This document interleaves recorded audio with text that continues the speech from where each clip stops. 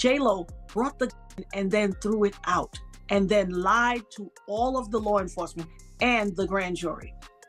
Jennifer Lopez thought she had left her connection to Diddy's infamous 1999 nightclub incident firmly in the past, but it looks like those old ghosts might be coming back to haunt her. Recent whispers from insiders suggest that federal authorities may be considering reopening the investigation into the chaotic events that took place on that fateful December night. And if the rumors are true, J.Lo could find herself in serious legal trouble. The alleged victim, Natana Rubin, has reportedly been very vocal about what she claims really happened that night and is said to be working closely with federal investigators. Determined to see justice served, she has made it clear that she won't rest until all parties involved are held accountable, especially J.Lo, who she believes played a much larger role than the public was led to believe. Divorce from her former flame Diddy might have helped J.Lo distance herself from the past, but Natana seems ready to make sure she doesn't escape the consequences this time around. To understand why this case might be resurrected, we need to revisit that infamous night of December 28, 1999. Diddy, then dating Jennifer Lopez, was celebrating the anticipated release of his protege, Jamal Shine Barrow's debut album at a Times Square nightclub in Manhattan.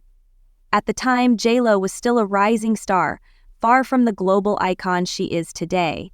Shine was just 21 and looking to make a name for himself in the music industry. The night started as a celebration, but quickly spiraled into a violent altercation that left 3 people injured, including Natana Rubin, who reportedly suffered a facial wound.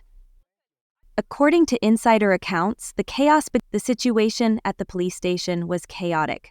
Mugshots were taken, and by some accounts, J.Lo was reportedly in tears, overwhelmed by the unfolding scandal. Making matters even more dramatic, her mother allegedly showed up at the station, furious and yelling in Spanish, "I warned you not to get involved with that man." Began when Diddy, holding a bottle of champagne, accidentally bumped into a known street figure named Matthew "Scar" Allen. Scar, never one to let a perceived slight go unanswered, shoved Diddy, triggering an immediate confrontation. Tensions escalated when one of Scar's associates hurled a stack of cash at Diddy's face in a mocking gesture, setting him off. What happened next remains murky, but reports suggest that Diddy pulled out a weapon and gunfire erupted, leaving several clubgoers wounded. Amid the panic, Diddy and J.Lo reportedly made a frantic escape from the club, allegedly with the weapon hidden in the trunk of their Lincoln Navigator. But their getaway was anything but smooth. In their rush, they ran a red light, attracting police attention for a traffic violation, not the shooting. When the police searched their vehicle, they discovered the weapon, leading to their arrest. But the real bombshell came during the trial, when Diddy's driver, Wardell Fenderson, testified that Diddy had tried to bribe him into taking the fall for the weapon found in the vehicle. This damning testimony painted a picture of desperation and cover-up, suggesting Diddy was determined to avoid legal consequences at any cost.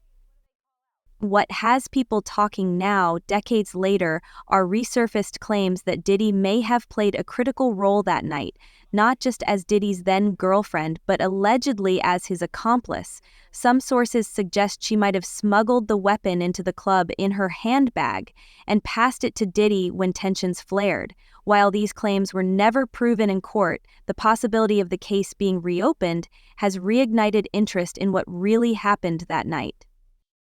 Given the renewed focus on past legal entanglements in the entertainment industry, some believe that J.Lo's involvement might be re-examined as federal investigators reportedly reconsider the events surrounding the shooting. If the investigation is reopened, it could spell serious legal trouble for her, threatening her carefully curated image as a beloved global superstar. As it stands, the public is divided. Some fans dismiss the resurfaced allegations as old news meant to stir up drama, while others believe there may be more to the story than what came out during the original investigation. One thing is certain, if Natana Rubin gets her way, their strategy hinged on portraying the entire situation as absurd and out of character for a glamorous power couple. During the trial, one of Diddy's attorneys even played the celebrity card, telling the judge, "I don't know if you're aware, but this person is a very famous actress. To think Mr. Combs is riding around with her carrying a loaded gun, it's so ridiculous that it stretches the imagination." J.Lo might have to face questions she thought were long buried. This saga is far from over, and the streets are buzzing with anticipation. Following the police investigation into the 1999 nightclub incident, Diddy faced 4 weapons charges, along with a bribery accusation stemming from his driver Wardell Fenderson's explosive claims. But Diddy wasn't going down without a fight. His high-powered legal team crafted a defense centered on optics and credibility, arguing it was simply too far-fetched to believe that Diddy and Jennifer Lopez, a rising Hollywood star at the time, would be driving around Manhattan with a loaded weapon stashed in their vehicle. Against all odds, the defense strategy worked. The jury bought the narrative, acquitting Diddy of all charges. What could have been a career-ending scandal transformed into a legal victory, allowing the music mogul to continue building his empire. However, the story didn't end there.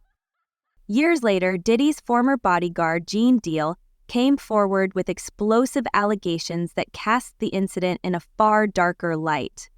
According to Deal, Diddy was determined to save himself at any cost, allegedly orchestrating a web of lies by recruiting people to provide false testimony. Deal claimed that Diddy's team approached individuals, including Bad Boy Records' security staff, instructing them to show up at the police station with fabricated stories that pinned the blame solely on Diddy's protege, Jamal Shine Barrow. This betrayal was particularly shocking, given Shine's close relationship with Diddy at the time. Shine was more than just an artist on Bad Boy Records. He was someone Diddy had mentored and promised to help rise to the top of the music industry. Instead, Shine found himself facing a 10-year prison sentence while Diddy walked free and continued building his music and business empire. Deal recalled how witnesses were prepped and coached before speaking to authorities. People were coming to Bad Boy security and being told what to say, he alleged. They were given the DA's card and the lawyer's contact info and told to make statements that pointed fingers at Shine. In a later interview, Shine himself expressed deep bitterness about how he was abandoned, stating, "You were supposed to be my brother, and you let people testify against me. You let them pin everything on me while you walked away." But Diddy's legal troubles didn't end there. Among the lawsuits that followed the nightclub incident was one from Wardell Fenderson, the same driver who had accused Diddy of trying to bribe him into claiming ownership of the weapon found in their vehicle. In 2004, Fenderson filed a civil lawsuit alleging emotional distress stemming from the events of that night. Although the case was eventually settled out of court, the terms remained confidential, leaving the public to speculate about what really happened behind closed doors. Diddy also reportedly reached confidential settlements with the 3 shooting victims, including Natana Rubin, who suffered a gunshot wound to the face. These settlements appeared to be calculated moves aimed at closing the chapter on the scandal and allowing Diddy to move forward with his career. Diddy's attempt to distance himself from the infamous 1999 nightclub shooting by rebranding from Puff Daddy to P. Diddy seems to be failing as past accusations resurface. A recent lawsuit filed by Lil Rod has reignited federal interest, alleging that Diddy used threats and firearms to intimidate him. The lawsuit also claims Diddy bragged about evading legal consequences for the nightclub incident involving Shine and Jennifer Lopez. Shockingly, the filing suggests Lopez, Diddy's then-girlfriend, allegedly smuggled the weapon into the club and handed it to him during a confrontation. Natana Rubin, a shooting victim, remains determined to seek justice, accusing Diddy of leveraging his wealth to escape accountability. She also hinted at possessing evidence that could implicate Lopez directly and expressed willingness to cooperate with federal investigators. Social media reactions have been intense, with many speculating that Lopez knowingly aligned herself with Diddy for career advancement. As the investigation deepens, questions loom about whether Lopez might face legal consequences, or if fame and money will shield her once again.